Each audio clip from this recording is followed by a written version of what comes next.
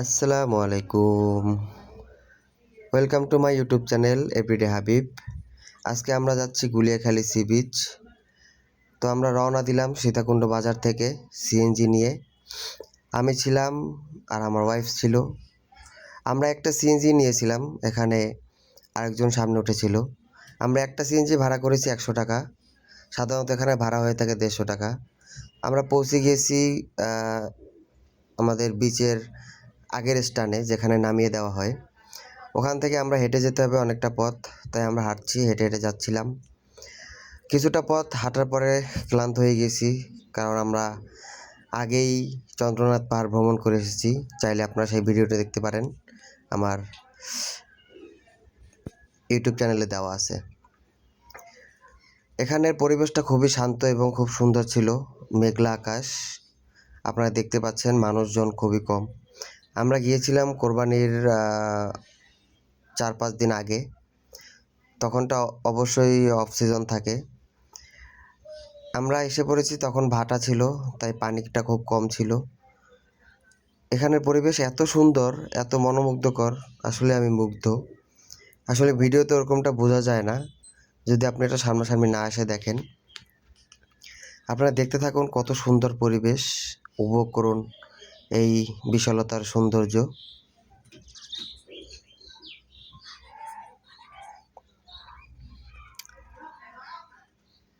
সমুদ্রের পানি খুবই কম, বলতে আসলে জোয়ার ছিল না, ভাটা ছিল। আমরা ভাটার সময় চলে আসছি। এখানে একটি ঘটনা ঘটে গিয়েছিল। আমরা আসার আগে কয়েকজনকে জিজ্ঞেস করতেছিলাম, আর আমরা কখনো আসিনি এবং অফ সিজন দেখে তেমন কোনো পর্যটকও ছিল না।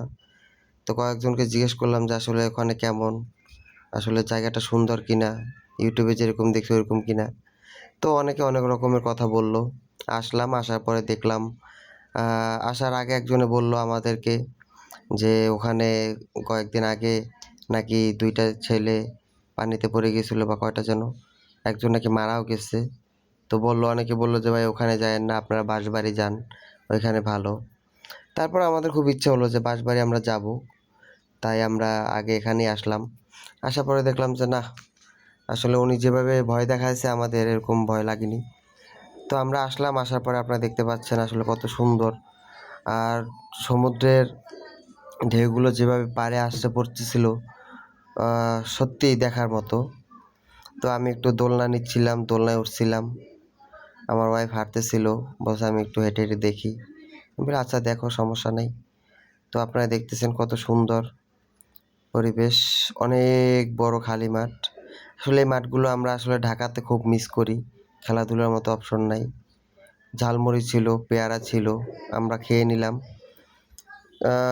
অ্যাভারেজ, মানে আমার কাছে তেমন একটা ভালো লাগে না আন্টির এইটা। তারপর আপনারা ট্রাই করে দেখতে পারেন, আপনাদের কাছে ভালো লাগতে পারে। দেখতে দেখতে আমাদের প্রায় সময় শেষের দিকে চলে আসতেছিল। আমরা গেছিলাম বিকালের দিকে, সন্ধ্যা হলে নাকি এখানে আবার সিএনজিওয়ালারা একটু সিন্ডিকেট করে, ভাড়া বাড়িয়ে দেয়। আসলে অমায়িক সুন্দর জায়গাটা, অমায়িক সুন্দর। তাই তো আমি এখানে হেঁটে হেঁটে কথা বলার চেষ্টা করতেছিলাম, কথা বলছিও। আসলে আমার কথাগুলো তখন মানে ডাইরেক্ট ভয়েসে দেওয়া উচিত হবে না, কারণ আমি তখন বারবার এই সৌন্দর্য দেখে উল্টাপাল্টা বলে ফেলতেছিলাম, আমার মুখে কথা আটকে যাচ্ছিল। তাই আসলে আমি ওই ভয়েসটা আপনাদেরকে শোনাইনি। কিন্তু আসলে খুবই খুবই সুন্দর। হ্যাঁ, আপনারা আসতে পারেন, দেখতে পারেন। আমার চ্যানেলটাকে সাবস্ক্রাইব করবেন, লাইক করবেন, শেয়ার করবেন। সবাই আমার জন্য দোয়া করবেন।